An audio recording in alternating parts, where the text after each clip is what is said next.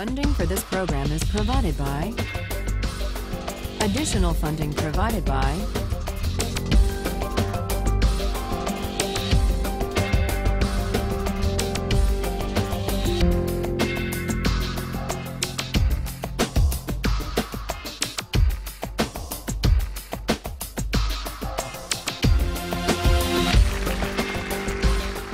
Last time, we argued about the case of the Queen versus Dudley and Stevens, the lifeboat case, the case of cannibalism at sea. And with the arguments about the lifeboat in mind, the arguments for and against what Dudley and Stevens did in mind, let's turn back to the philosophy, the utilitarian philosophy of Jeremy Bentham. Bentham was born in England in 1748. At the age of 12, he went to Oxford. At 15, he went to law school. He was admitted to the bar at age 19, but he never practiced law. Instead, he devoted his life to jurisprudence and moral philosophy. Last time, we began to consider Bentham's version of utilitarianism. The main idea is simply stated, and it's this. The highest principle of morality, whether personal or political morality, is to maximize the general welfare, or the collective happiness, or the overall balance of pleasure over pain. In a phrase, maximize utility. Bentham arrives at this principle by the following line of reasoning. We're all governed by pain and pleasure. They are our sovereign masters, and so any moral system has to take account of them. How best to take account? By maximizing. And this leads to the principle of the greatest good for the greatest number. What exactly should we maximize? Bentham tells us happiness, or more precisely, utility. Maximizing utility is a principle not only for individuals, but also for communities and for legislators. What, after all, is a community? Bentham asks. It's the sum of the individuals who comprise it. And that's why, in deciding the best policy, in deciding what the law should be, in deciding what's just, citizens and legislators should ask themselves the question, if we add up all of the benefits of this policy and subtract all of the costs, the right thing to do is the one that maximizes the balance of happiness over suffering. That's what it means to maximize utility. Now, today, I want to see whether you agree or disagree with it. And it often goes, this utilitarian logic, under the name of cost-benefit analysis, which is used by companies and by governments all the time. And what it involves is placing a value, usually a dollar value, to stand for utility, on the costs and the benefits of various proposals. Recently in the Czech Republic, there was a proposal to increase the excise tax on smoking. Philip Morris, the tobacco company, does huge business in the Czech Republic. They commissioned a study, a cost-benefit analysis of smoking in the Czech Republic. And what their cost-benefit analysis found was the government gains by having Czech citizens smoke. Now, how do they gain?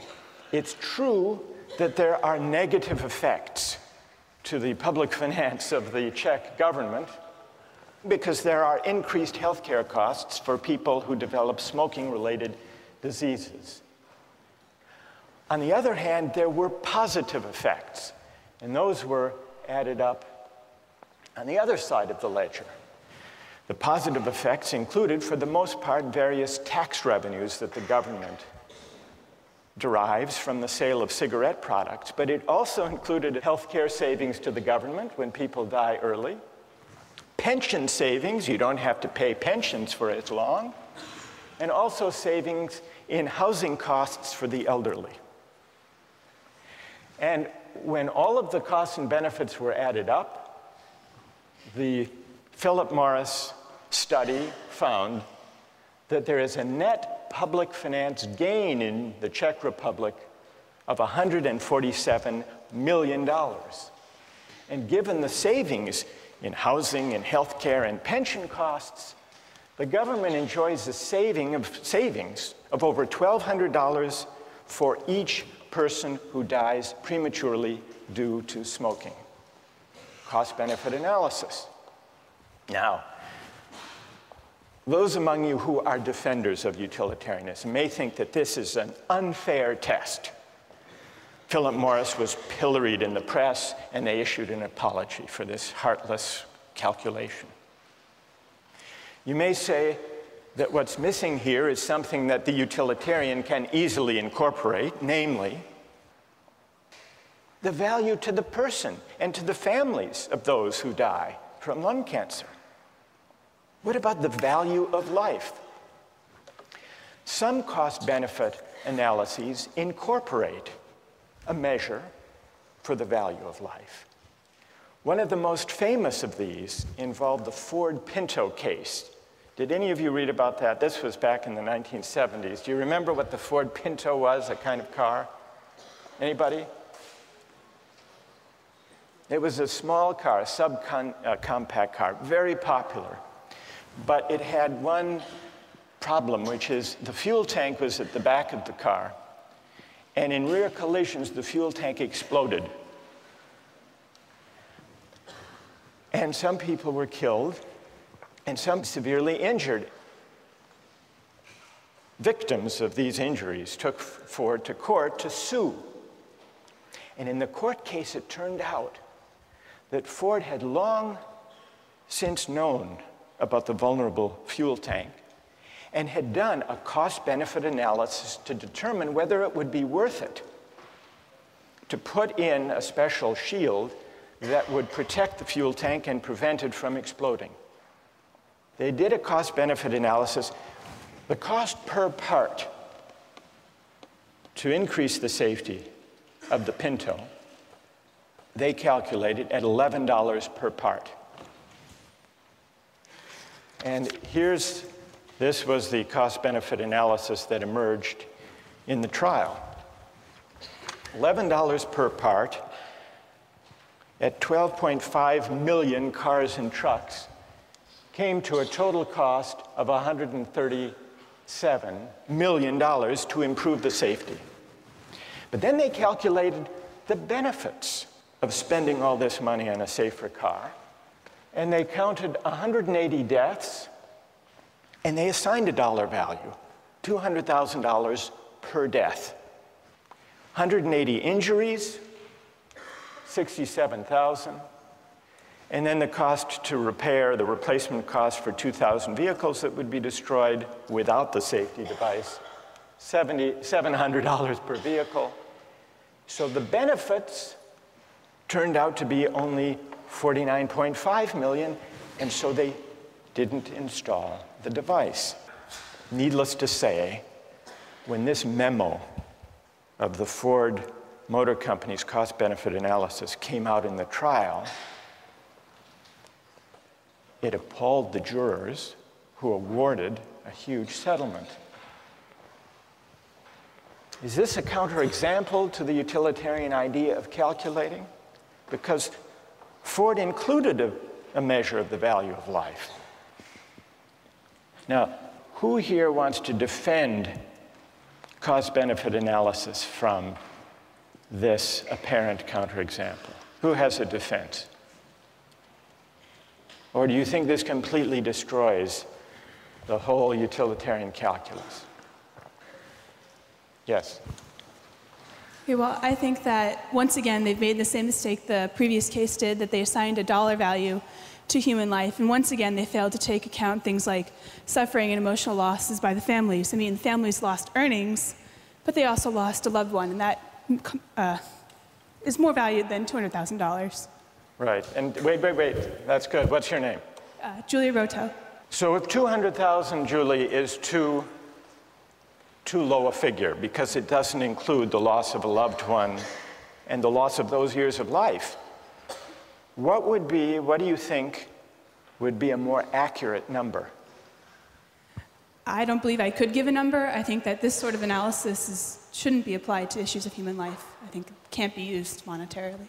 So they didn't just put too low a number, Julie says. They were wrong to try to put any number at all. All right, let's hear someone who... You have to adjust for inflation.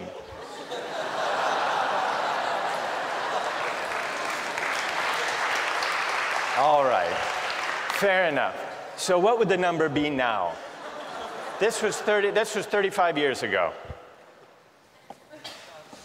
$2 million. You would put 2 million. And what's your name? Wojtek says, we have to allow for inflation. We should be more generous. Then would you be satisfied that this is the right way of thinking about the question? I guess, unfortunately, it is. There needs to be a number put somewhere. Like, I'm not sure what that number would be, but I do agree that there could possibly be a number put on human life. All right, so Wojtek says, and here he disagrees with Julie. Julie says we can't put a number on human life for the purpose of a cost-benefit analysis. Wojtek says we have to, because we have to make decisions somehow. What do other people think about this? Is there anyone prepared to defend cost-benefit analysis here? As accurate, as desirable? Yes? Go ahead.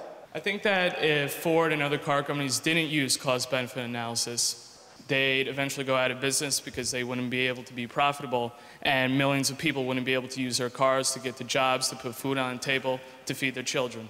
So I think that if cost-benefit analysis isn't employed, the greater good is sacrificed in this case. All right, let me add, what's your name? Raul. Raul.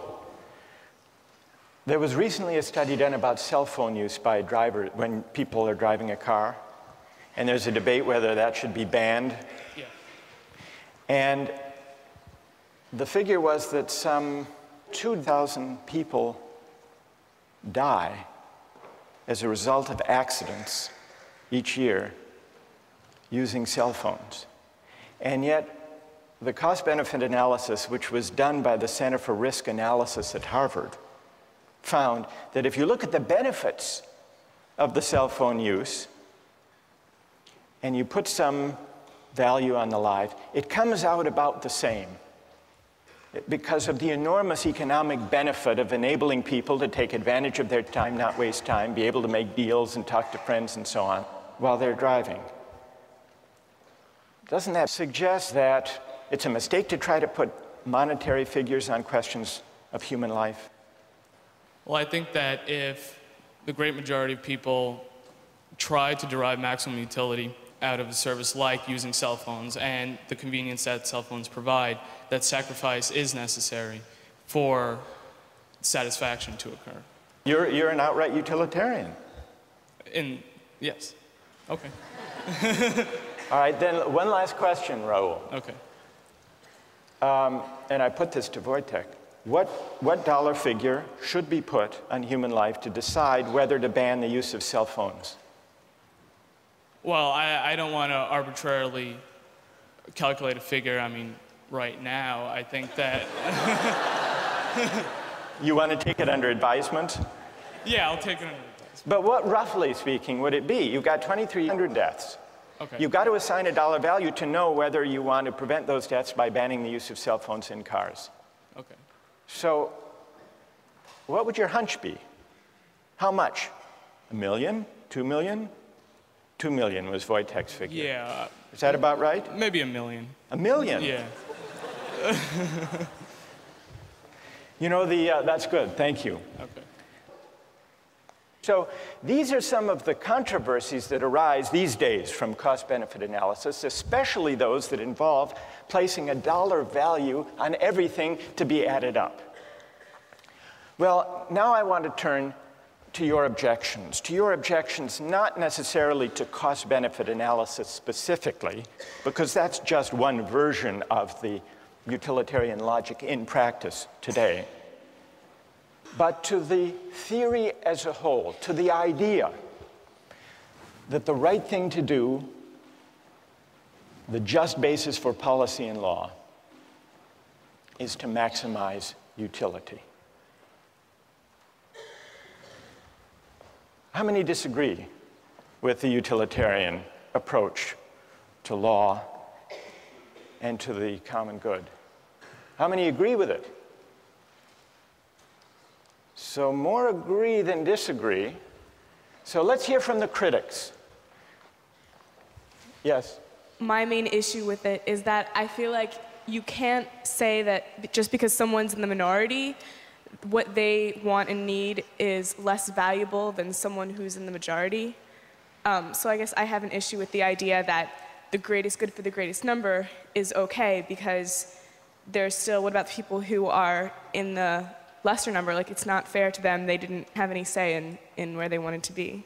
All right, that's an interesting objection. You're worried about the effect on the minority. Yes. What's your name, by the way? Anna. Who has an answer to Anna's worry about the effect on the minority? What do you say to Anna? She said that the minorities value less. I don't think that's the case, because individually the minority's value is just the same as the individual of the majority. It's just that the numbers outweigh the minority. And I mean, at a certain point you have to make a decision, and I'm sorry for the minority, but sometimes it's for the general, for the greater good. For the greater good. Anna, what do you say? What's your name? Yangda. What do you say to Yangda? Yangda says you just have to add up people's preferences, and those in the minority do have their preferences weighed. Can you give an example of the kind of thing you're worried about when you say you're worried about utilitarianism violating the concern or respect due the minority? Okay. Can you give an example? So, well, with any of the cases that we've talked about, like for the shipwreck one, I think the boy who was eaten still had as much of a right to live as the other people, and just because he was the minority in that case, the one who maybe had less of a chance to keep living, that doesn't mean that the others automatically have a right to eat him just because it would give a greater amount of people the chance to live. So there may be certain rights that the minority members have, that the individual has, that shouldn't be traded off for the sake of utility? Yes. Yes, Anna? Yonder, this would be a test for you. Back in ancient Rome, they threw Christians to the lions in the Colosseum for sport. If you think how the utilitarian calculus would go. Yes, the Christian thrown to the lion suffers enormous, excruciating pain.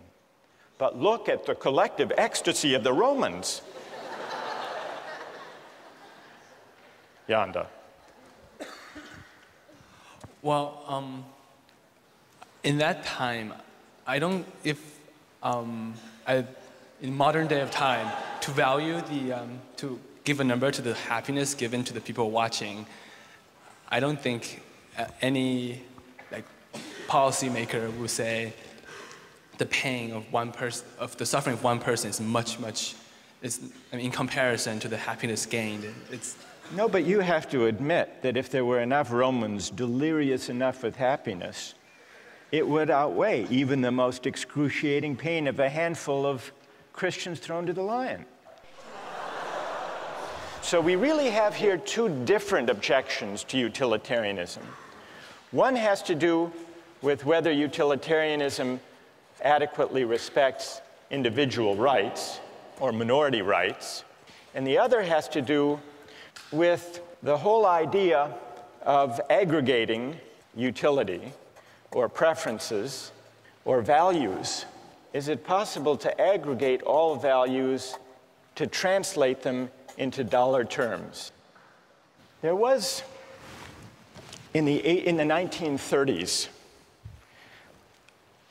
a psychologist who tried to address this second question. He tried to prove what utilitarianism assumes, that it is possible to translate all goods, all values, all human concerns into a single uniform measure. And he did this by conducting a survey of young recipients of relief. This was in the 1930s. And he gave them a list of unpleasant experiences. And he asked them, how much would you have to be paid to undergo the following experiences? And he kept track. For example, how much would you have to be paid to have one upper front tooth pulled out? Or how much would you have to be paid to have one little toe cut off? Or to eat a live earthworm 6 inches long? Or to live the rest of your life on a farm in Kansas? Or to choke a stray cat to death with your bare hands? Now, what do you suppose was the most expensive item on that list? Kansas?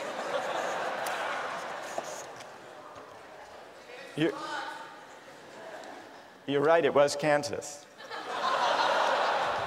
For Kansas, people said they'd have to pay them, they'd have to be paid $300,000.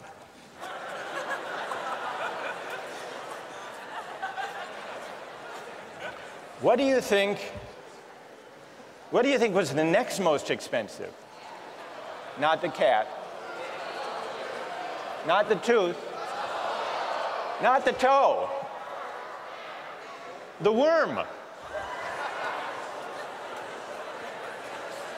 People said you'd have to pay them $100,000 to eat the worm. What do you think was the least expensive item? Not the cat, the tooth. During the Depression, people were willing to have their tooth pulled for only $4,500. Now, here's what Thorndike concluded from his study. Any want or satisfaction which exists in some amount and is therefore measurable.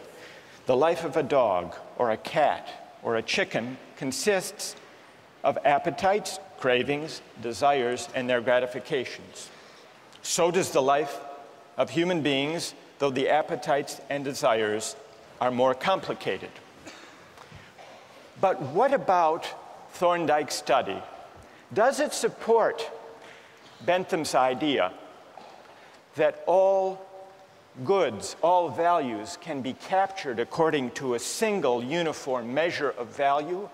Or does the preposterous character of those different items on the list suggest the opposite conclusion, that maybe, whether we're talking about life or Kansas or the worm, maybe the things we value and cherish can't be captured according to a single uniform measure of value? And if they can't, what are the consequences for the utilitarian theory of morality? That's a question we'll continue with next time.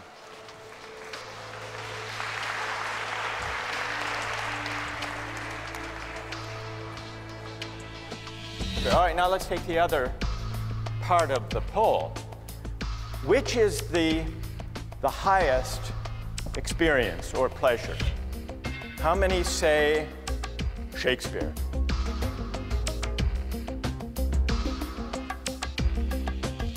How many say Fear Factor? No, you can't be serious. Really?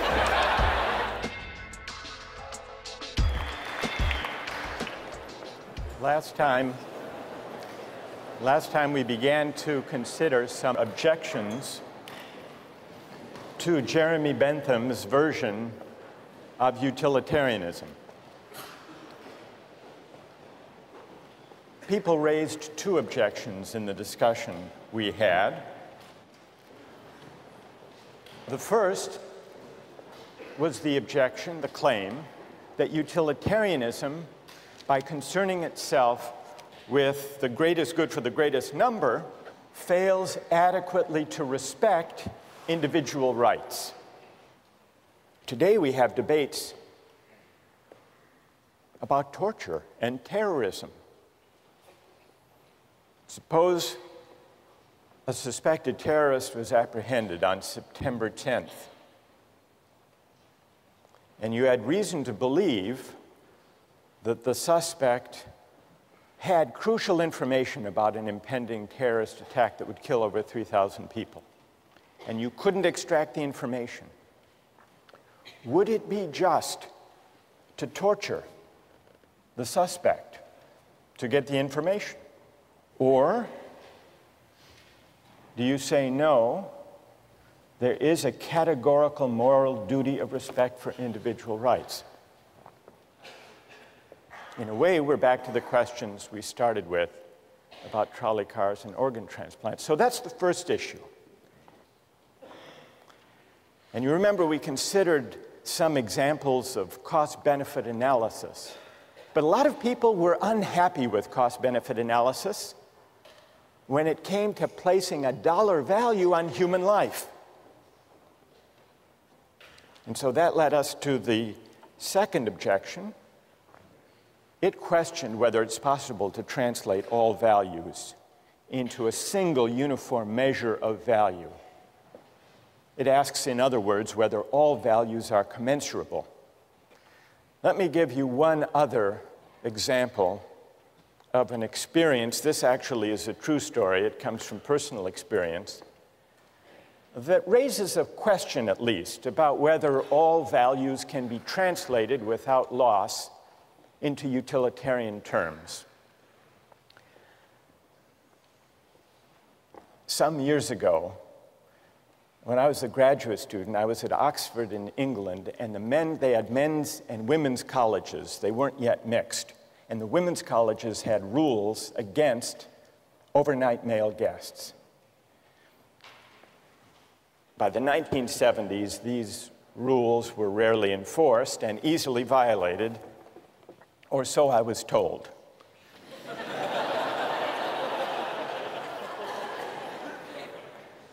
By the late 1970s, when I was there, pressure grew to relax these rules, and it became the subject of debate among the faculty at St. Anne's College, which was one of these all-women's colleges. The older women on the faculty were traditionalists. They were opposed to change on conventional moral grounds. But times had changed, and they were embarrassed to give the true grounds for their objection. And so they translated their arguments into utilitarian terms. If men stay overnight, they argued, the costs to the college will increase. How, you might wonder? Well, they'll want to take baths, and that'll use up hot water, they said. Furthermore, they argued, we'll have to replace the mattresses more often. The reformers met these arguments by adopting the following compromise. Each woman could have a maximum of 3 overnight male guests each week. They didn't say whether it had to be the same one or 3 different, provided, and this was the compromise, provided the guest paid 50 pence to defray the cost to the college. The next day, the national headline in the national newspaper read, St. Anne's girls 50 pence a night.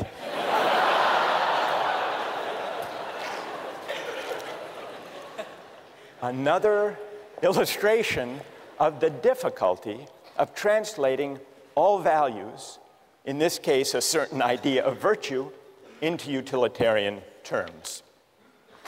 So that's all to illustrate the second objection to utilitarianism, at least the part of that objection that questions whether utilitarianism is right to assume that we can assume the uniformity of value, the commensurability of all values, and translate all moral considerations into dollars or money.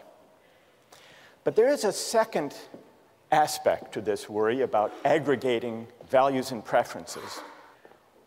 Why should we weigh all preferences that people have without assessing whether they're good preferences or bad preferences? Shouldn't we distinguish between higher pleasures and lower pleasures?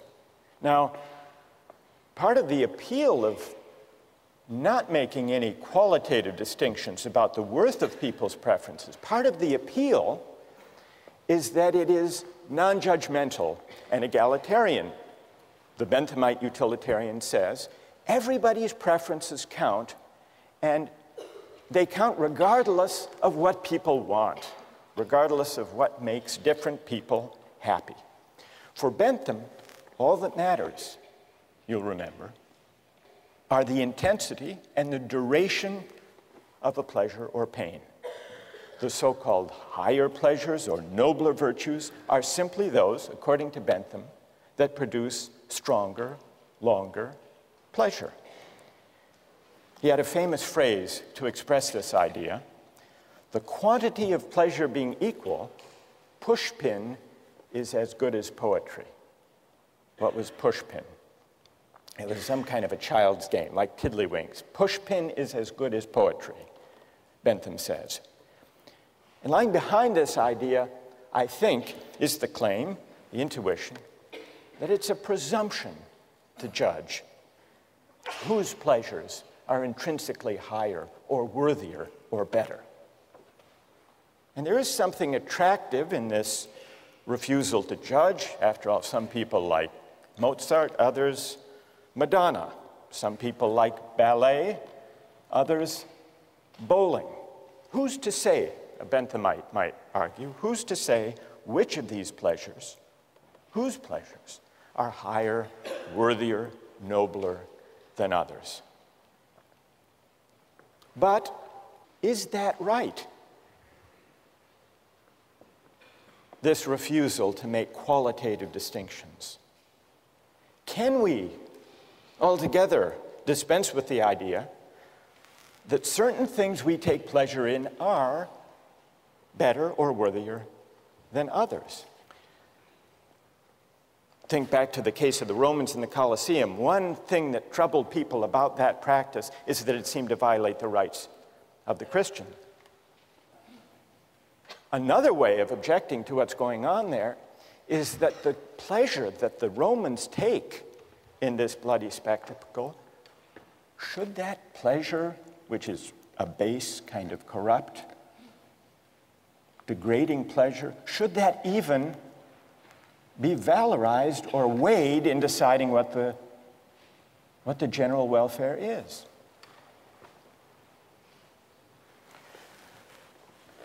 So here are the objections to Bentham's utilitarianism. And now we turn to someone who tried to respond to those objections, a later-day utilitarian, John Stuart Mill. So what we need to examine now is whether John Stuart Mill had a convincing reply to these objections to utilitarianism. John Stuart Mill was born in 1806. His father, James Mill, was a disciple of Bentham's. And James Mill set about giving his son, John Stuart Mill, a model education. He was a child prodigy, John Stuart Mill. He knew Greek at the age of 3, Latin at 8, and age 10, he wrote a history of Roman law. At age 20, he had a nervous breakdown. This left him in a depression for 5 years. But at age 25, what helped lift him out of this depression is that he met Harriet Taylor. she and Mill got married. They lived happily ever after, and it was under her influence that John Stuart Mill tried to humanize utilitarianism. What Mill tried to do was to see whether the utilitarian calculus could be enlarged and modified to accommodate humanitarian concerns like the concern to respect individual rights, and also to address the distinction between higher and lower pleasures. In 1859, Mill wrote a famous book on liberty, the main point of which was the importance of defending individual rights and minority rights. And in 1861, toward the end of his life, he wrote the book we read as part of this course, Utilitarianism. He makes it clear that utility is the only standard of morality, in his view. So he's not challenging Bentham's premise. He's affirming it. He says very explicitly, the sole evidence it is possible to produce that anything is desirable is that people actually do desire it. So he stays with the idea that our de facto, actual, empirical desires are the only basis for moral judgment. But then, on page 8, also in chapter 2, he argues that it is possible for a utilitarian to distinguish higher from lower pleasures. Now, those of you who have read Mill already, how, according to him, is it possible to draw that distinction? How can a utilitarian distinguish qualitatively higher pleasures from lesser ones, base ones, unworthy ones? Yes? If you've tried both of them, and you'll prefer the higher one naturally, always. That's great. That's right. What's your name? John. So, as John points out, Mill says, here's the test. Since we can't step outside actual desires, actual preferences, that would violate utilitarian premises. The only test of whether a pleasure is higher or lower is whether someone who has experienced both would prefer it. And here, in chapter 2, we see the passage where Mill makes the point that John just described. Of two pleasures, if there be one to which all or almost all who have experience of both give a decided preference, irrespective of any feeling of moral obligation to prefer it, in other words, no outside, no independent standard, then that is the more desirable pleasure. What do people think about that argument? Does it succeed? How many think that it does succeed? Of arguing within utilitarian terms for a distinction between higher and lower pleasures. How many think it doesn't succeed? Right, I want to hear your reasons. But before we give the reasons, let's do an experiment of Mill's claim. In order to do this experiment, we're going to look at 3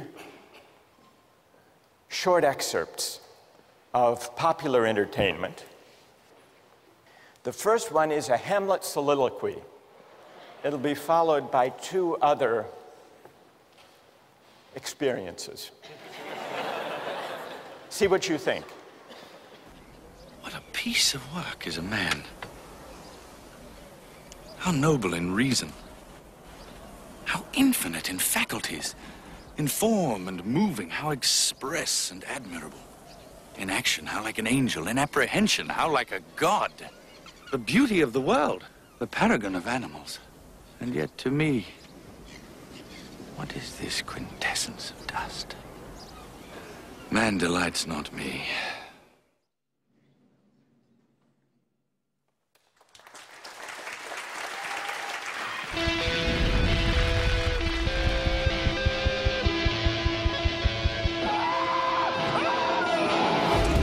Imagine a world where your greatest fears become reality. Oh, they're flashing me! Each show, 6 contestants from around the country battle each other in 3 extreme stunts. These stunts are designed to challenge the contestants both physically and mentally. 6 contestants, 3 stunts, 1 winner. Yes! Fear Factor.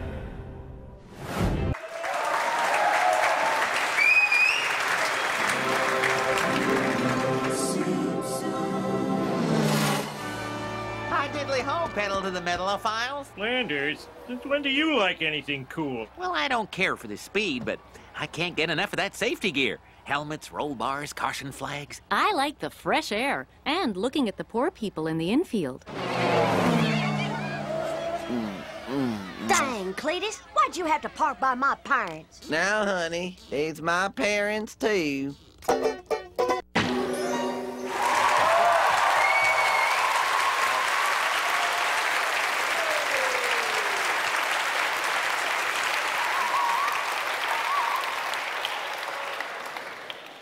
I don't even have to ask which one you like most.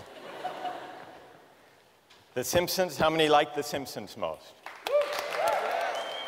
How many Shakespeare?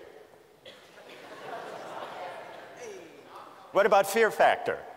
How many preferred Fear Factor? Really? People overwhelmingly like The Simpsons better than Shakespeare. All right, now let's take the other part of the poll. Which is the highest experience or pleasure? How many say Shakespeare?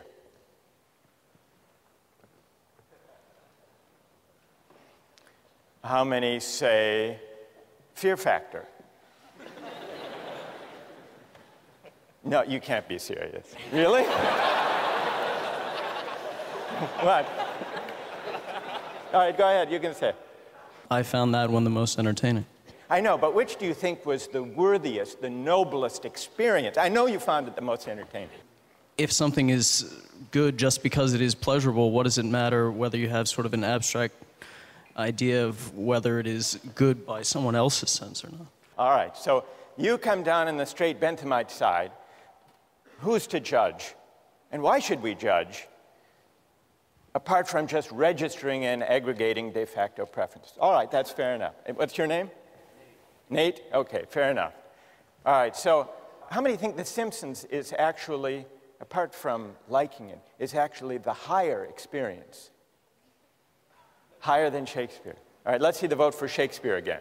How many think Shakespeare is higher? All right, so why is it? Ideally, I'd like to hear from someone. Is there someone who thinks Shakespeare is highest, but who preferred watching The Simpsons? Yes? Like, I guess just sitting watching The Simpsons, it's entertaining because they make jokes and they make us laugh, but like, someone has to tell us that Shakespeare was this great writer. We had to be taught how to read him, how to understand him. We had to be taught how to kind of take in Rembrandt, how to analyze a painting. Well, what's your name? Anisha.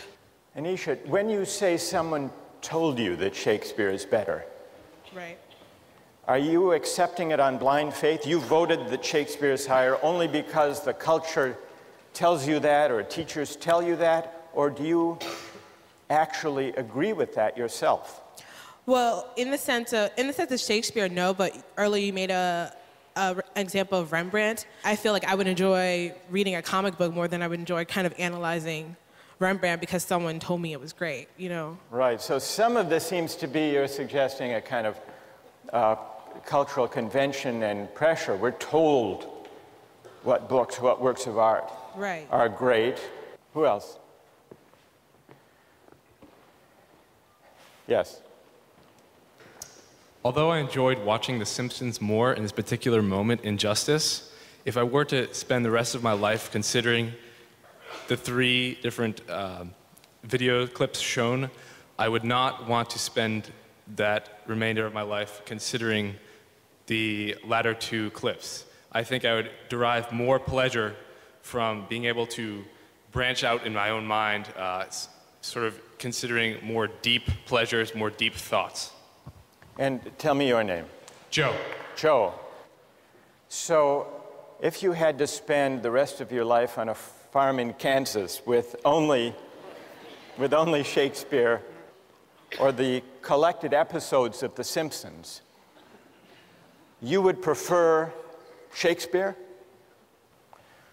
What do you conclude from that about John Stuart Mill's test? That the test of a higher pleasure is whether people who have experienced both prefer it.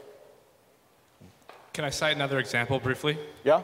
In neurobiology last year, we were told of a rat who was tested a particular center in the brain where the rat was able to stimulate its brain and cause itself intense pleasure repeatedly.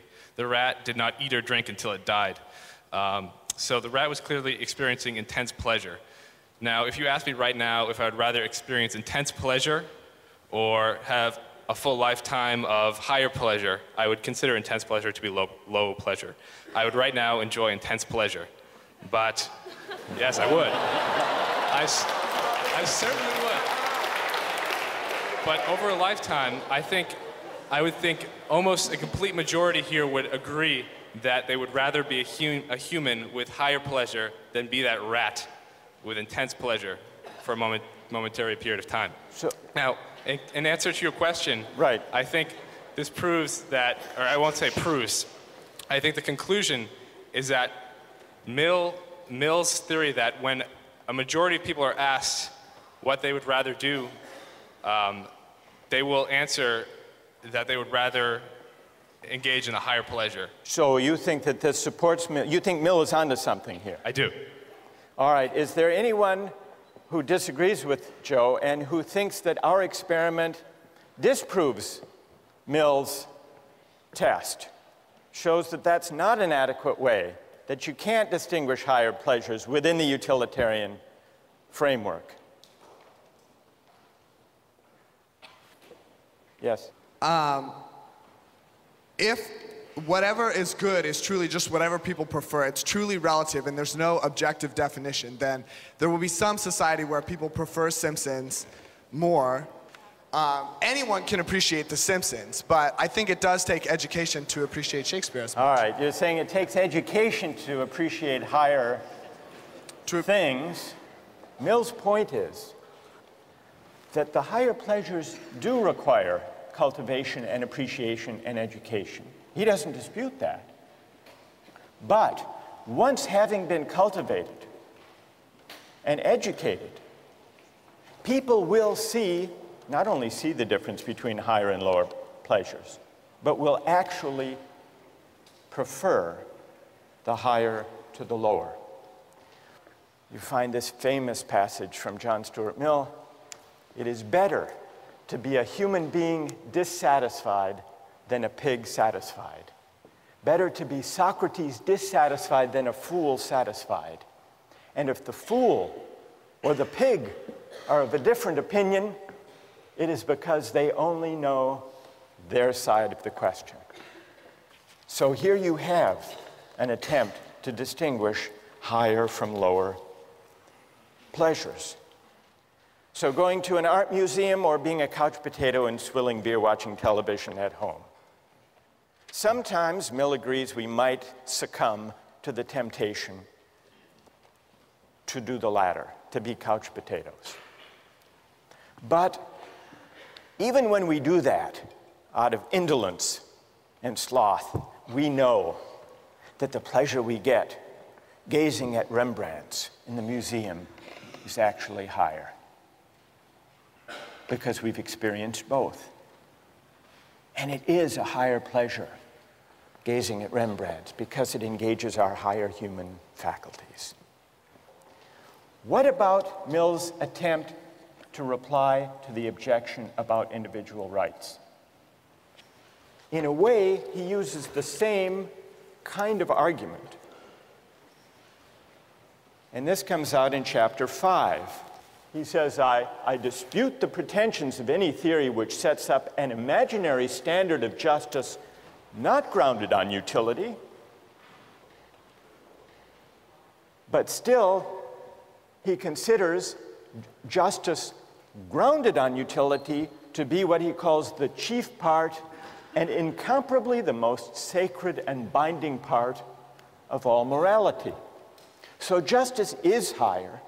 Individual rights are privileged, but not for reasons that depart from utilitarian assumptions. Justice is a name for certain moral requirements, which regarded collectively stand higher in the scale of social utility and are therefore of more paramount obligation than any others. So justice is sacred, it's prior, it's privileged. It isn't something that can easily be traded off against lesser things. But the reason is ultimately, Mill claims, a utilitarian reason once you consider the long-run interests of humankind, of all of us as progressive beings. If we do justice and if we respect rights, society as a whole will be better off in the long run. Well, is that convincing? Or is Mill actually, without admitting it, stepping outside utilitarian considerations in arguing for qualitatively higher pleasures and for sacred or specially important individual rights? We haven't fully answered that question, because to answer that question in the case of rights and justice will require that we explore other ways, non-utilitarian ways of accounting for the basis of rights, and then asking whether they succeed. As for Jeremy Bentham, who launched utilitarianism as a doctrine in moral and legal philosophy, Bentham died in 1832 at the age of 85. But if you go to London, you can visit him today, literally.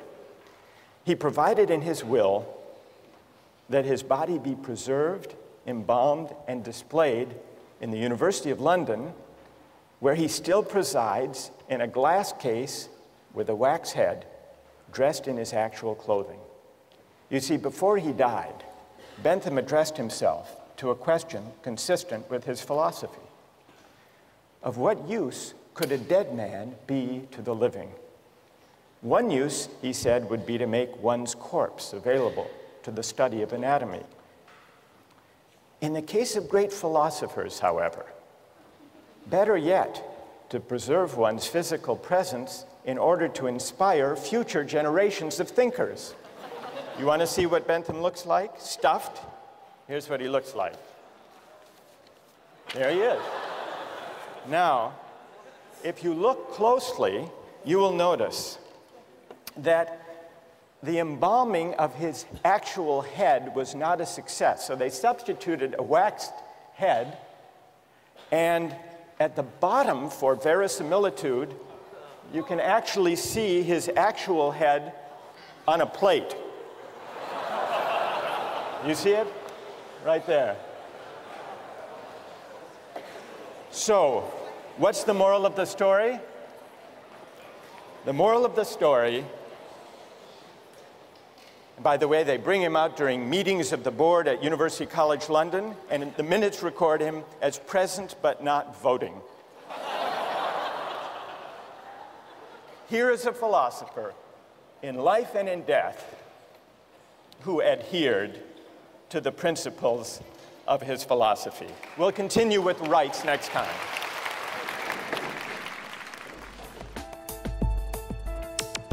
Don't miss the chance to interact online with other viewers of Justice.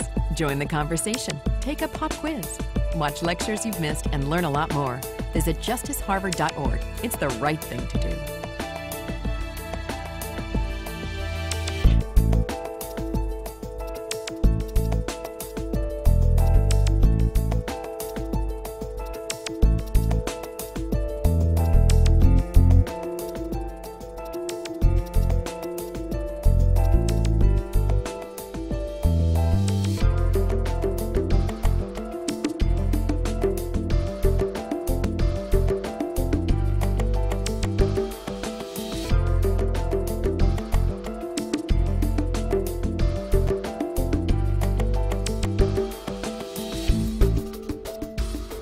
Funding for this program is provided by...